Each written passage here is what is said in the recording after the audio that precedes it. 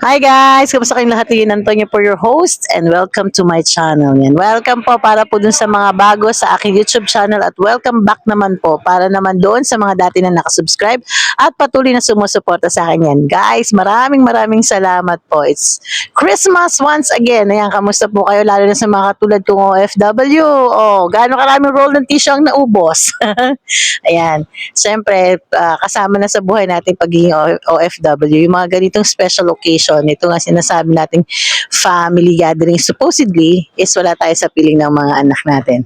But, ganun talaga, kasi para sa pangarap nila, kailangan natin ng konting sakripisyo.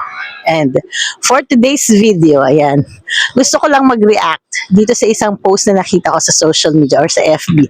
Ito siya, ayan guys. Kung nakikita nyo, ni-screenshot ko lang siya. Merong bata na nakatingin siya or medyo malungkot siya habang tinitingnan niya yung ibang kaklase niya na nagbubukas ng mga regalo. And the story comes like this. Bali yung uploader nitong video na to is hindi naman niya anak tong batang to. But since na-feel niya somehow may similarity yung ganitong sitwasyon ng batang ito dun sa anak niya before. Kasi sabi nga ni uploader, isa rin siyang busy mom. Yan, nagtatrabaho siya. So, isang beses, nagkaroon siya ng insidente na iniyakan siya ng anak niya kasi may activity yung anak niya sa school pero hindi siya nakasama kasi nga busy siya, may trabaho siya. So, it so happened na pag uwi ng bahay ng anak niya is umiiyak to. Tapos sabi niya, Mama, bakit hindi ka pumunta? Ako lang yung walang nanay doon. So, lungkot na lungkot siya. So, naawa naman siya doon sa anak niya. Kaya, from that occasion, from that moment, sinabi niya sa sarili niya na pag may ganitong special occasion, she will make it a point na a-attend siya. Absent muna siya sa trabaho. So, this year, nagkataon naman daw na yung Christmas party ng anak niya at Christmas party niya sa office or sa work niya is same day. But pinili niya pumunta doon sa Christmas party ng anak niya. And nakita niya nga ito si baby boy, yan yung bata na yan na sobrang naawa siya, sobrang na-feel niya. Kasi dahil nga schoolmate siya ng anak niya, so kilala niya si baby boy na masayahing bata. Masayahing bata siya, but that's this moment, kung makikita natin, kitang-kita sa mukha ng bata yung pagkalungkot niya at saka pagka-disappoint. Kasi yung Christmas party ng mga anak niya, ang mechanics nila doon sa exchange gift is hindi na sila mag-exchange gift. Pero yung parents ng bata is magbibigay ng presents para dun sa kanilang mga anak. Para make it sure na yung matatanggap na regalo ng kanilang mga anak is yung mga bagay na gusto talaga nila. Yan. Kasi alam naman natin na minsan kasi sa mga Christmas party na ganyan, bibigyan na totokahan kung magkano yung exchange gift. Tapos maraming nanay na nagrereklamo. Sabi na, nagbigay ako ng ganito, ng ganyan. Sumunod ako sa rules. Tapos ito lang yung matatanggap ng anak ko, which is minsan nagkakaroon siya ng conflict. So, yung school nila, ang pinaka ginawa nilang mechanics para walang mga ganong reaction is yung sarili mong magulang ang magbibigay sa'yo ng regalo. So, which means, maaari mo matanggap o sure mong matatanggap kung ano yung regalong gusto mo. So, wala magrereklamong nanay na, ano ba yan? Yun yung binigay kong regalo. Mamahalin pa naman. Tapos ibibigay niyo sa amin, eto lang. So, naiwasan nila yung ganong insidente. But, ang nangyari kasi dito sa story na to, hindi umatin kasi yung parents ng bata. Wala siyang nanay or wala siyang tatay. And, yun nga nangyari. Syempre, wala siyang exchange gift. Walang magbibigay sa kanya. But dito sa video na nakita natin na nakatingin siya dun sa mga ibang bata na nagbubukas ng mga regalo, masasaya. Kasi nga each bata is pupunta sa harapan tapos ibibigay yung parents. Siyempre yung mga magulang kanya-kanya yung kuha ng reaction ng anak niya. Siyempre ganun tayo, di ba? Ganun yung mga nanay, di ba? Yung anak mo gusto niya yung regalo. So binibidyohan nila. So happen na wala nga siyang parents. So wala siya. Pero siyempre to the rescue naman yung mga teachers. May mga nagbigay kay baby boy. Pero siyempre iba pa rin yun na hindi kasi niya yung parents, di ba?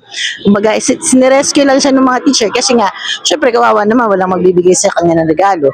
But then, mararamdaman mo pa rin yung lungkot sa kanya kasi nga, hindi naman niya magulang yung nagbigay sa kanya.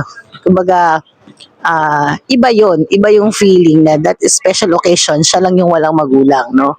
At saka syempre, yung gift na natanggap niya, hindi galing sa parents niya, hindi galing sa mga teachers lang, tapos yung ibang nanay. Tapos syempre, alam mo yung yung feeling na alam mo sa sarili mo na nakatingin sila sa'yo, kasi naawa sila dun sa sitwasyon mo. Even though sabihin mo kasing bata yan, meron na silang mga ganong instinct. Si uploader, sinasabi nga niya na naawa siya dun sa bata kasi kilala niya yung bata na masayahin, di ba? Tapos, in that moment, makikita mo, nandun siya sa isang sulok. Tinitignan niya yung ibang kaklase niya. Tinitignan niya yung ibang kaklase niya kung ano yung reaction. Siyempre, bigay ng mga magulang, di ba? Tapos yun. Tapos, sabi nga ni sender doon, ang hirap sa pakiramdam na makikita mo yung bata is ganun. That somehow, some point, na alam niya na dinanas ng anak niya yung ganong eksena. No? Yun nga, yung katulad ng kinukwento niya na merong isang nangyari sa kanya na umuwi yung anak niya na umiiyak. Na sana mama pumunta ka, sana umabsent ka na lang. Nakakalungkot kasi kung minsan dahil nga, katulad na karamihan sa amin, mga OFW, no, may mga ganitong okasyon na gusto natin makasama yung mga anak natin, pero kasi hindi pwede. Bakit? Kasi nagtatrabaho tayo. Minsan kasi iisipin natin, ano ba yung mahalaga? Yung event ba ng anak mo o yung kabuhayan nyo? Kasi syempre, hindi natin alam yung sitwasyon ng buhay ng bata. Baka by that time, kailangan kasi magtrabaho ng mga magulang. So, siguro, iniisip nila na maliit lang naman yung okasyon, pwede naman sila bumawi next time o sa ibang araw. Kanya lang, by that moment kasi, naramdaman na yung bata yung kakulangan. Naiiyak ako, alam niyo kung bakit. Kasi bilang isang OFW, madalas, hindi lang tuwing Pasko namin nararamdaman to. May mga okasyon na birthdays, na mga, alam mo na yun, mag-graduation, parang sasabihin mo sa sarili mo na, "Nak, bibigyan na lang kita ng presents. Bigyan na lang kita ng regalo na kasi hindi makakarating si mama." Siyempre, may mga anak na nakakaintindi naman, lalo sa generation ngayon, kasi marami na rin naman na OFW ang magulang, naiintindihan nila yan. Pero, sa totoo lang, aminin natin at hindi, masakit pa rin sa kalooban yun, na hindi natin mapuntahan yung mga anak natin sa mga ganitong okasyon. At alam ko, kasi ako personally no, nandoon din ako sa ganung punto dati. May trabaho yung nanay ko, hindi siya attend ng graduation ko, papaatinin na lang niya yung tita ko kasi nga kailangan yung pumasok sa trabaho. By that time, naramdaman ko rin yung emptiness, naramdaman ko rin yung lungkot na bakit hindi niya kailangang pumunta ng graduation ko, is importante yun sa akin.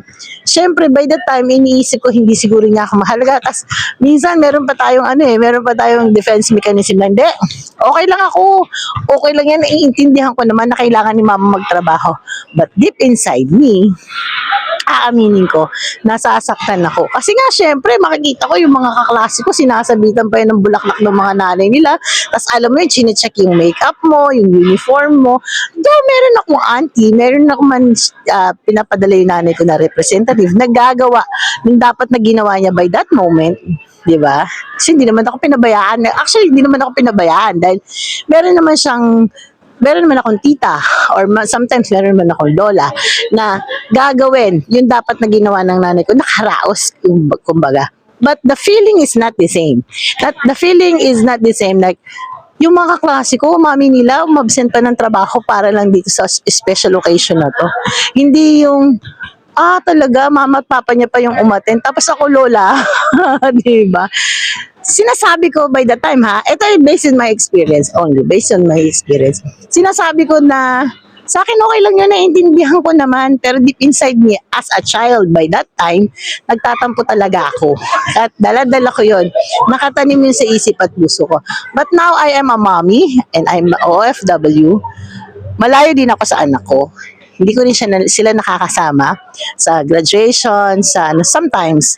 Pero syempre, yun, lucky naman ako kasi nakatugpo ako ng employer na pinapayagan naman ako umuwi. But syempre, hindi yun pala palagi. Especially pag tumataon na kailangan talaga nila ako, so hindi ako pwedeng umuwi. So, like now, Christmas season, hindi ako nakauwi. So happy na malalaki naman na sila ngayon. But before no, nung maliliit sila, nakakalungkot isipin na yung anak mo is nandoon, 'di ba? Ginagawa nila yung maging masaya, makaminggal dun sa mga kaklase nila, which is kailangan kasama yung parents, pero wala silang parents, no? Ngayon ko nararamdaman yung guilt na sabi ko nga, siguro ganito rin napifeel ng mami ko dati. Hindi naman niya ginusto eh, kaya lang wala siyang magawa. Kasi nga, yun nga, yung mamimili ka between magtatrabaho ka ba o pupuntahan mo sila. 'Di ba? Like, hindi naman kasi pwede. Yung okasyon kasi na yun is one day lang. Pero yung trabaho mo, pag umabsent ka ng one day is mahalaga rin. Ayun, as katulad nga namin, OFW, hindi naman pwedeng umuwi kami ng isang araw lang tapos balik dito. Pwede naman, kung may budget ka. Pero syempre, di ba, iisipin din natin yung sitwasyon. Tapos yun nga, yung feeling ng bata is iko-consider ko ngayon. Ito rin yung naramdaman ko dati. Nalungkot din ako noon eh. So, naiintindihan ko kung minsan, kung magtatampo yung mga anak ko sa akin. Pero wala tayong magagawa. Ganun talaga ang sitwasyon. So napakahirap, lalo na yung mga batang nalulungkot. Dala-dala na nila yan hanggang paglaki nila. Katulad ko, no? Until now, I still remember the pain. I still remember actually, it's not the pain, it's the emptiness na bakit ako? Wala akong parents by that time. Bakit sila meron, di ba? So, doon mo marirealize talaga na stability kasi kailangan, actually, hindi naman to sa mga katulad ng nating mahihirap or middle class yung nangyayari. Minsan, kahit sa mga rich people, lalo na yung mga may businesses, may mga istorya tayo nakikita na ang parents is more pinipili ang business than dun sa mga occasions na kailangan kasama sila ng mga anak nila. Before, nung kabataan ko, nagtatampo ako sa magulang ko sa ganun. But now, I am a parent. Ngayon ko naiintindihan na kasi kailangan natin i-secure yung kanilang future o kahit yung daily basis activities lang nila. So, sa mga parents out there, kung may time tayo, sana puntahan natin yung mga anak natin sa mga ganitong okasyon at sa mga anak naman dyan, medyo lawakan pa natin ng pag-unawa natin. I know naman nilalawakan nyo. Katulad ng sinabi ko ako before, sinasabi ko na it's okay. But deep inside me, nagkaroon ako ng emptiness by that time. At sinabi ko sa sarili ko na hindi ko yung pararanas sa mga anak ko. But unfortunately, I am a OFW right now and I cannot fulfill that promises na I will be there even sa mga maliliit na okasyon. But soon, so ayun, mahirap yung mga ganitong sitwasyon pero kailangan lang ng pangunawa sa mga anak ng OFW sa Pilipinas. Sana maunawaan yung mga anak. Hindi namin to ginusto para to sa future nyo. At sa mga parents naman na katulad ko, laban lang. Darating din ang time, makakasama din natin sila. And that's all. And Merry Christmas, everyone!